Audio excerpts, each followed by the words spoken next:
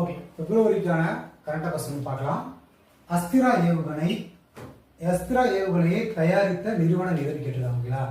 So நீங்கள் defence டிபார்ட்மெண்ட்டை பொறுத்தளவுக்கு இது மாதிரி ஏவுகணை தயாரித்ததுன்னா செயற்கைக்கோள் தயாரித்ததுன்னா அப்படின்ட்டு ஒரு கொஸ்டின் நம்ம எதிர்பார்க்கலாம்.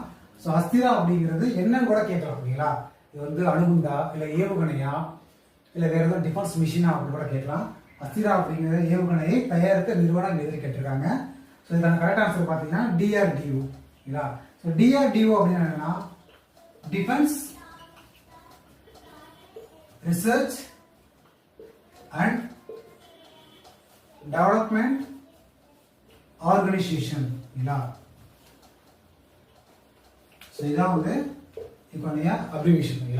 DRDO defence research and development organisation.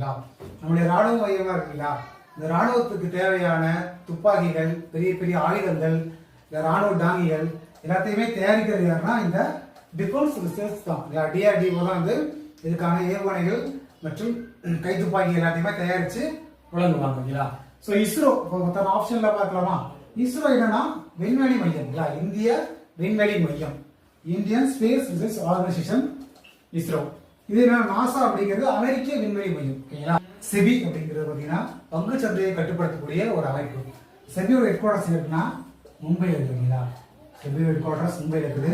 நாசாவோட head quarters வந்து ESAயோட விண்வெளி மையம். DRDO டெல்லி. டெல்லி தான் ஹெட் குவார்டர்ஸ் வந்து. இஸ்ரோட ஹெட் குவார்டர்ஸ் அப்படிங்கிறது பெங்களூர்ல இருக்கு.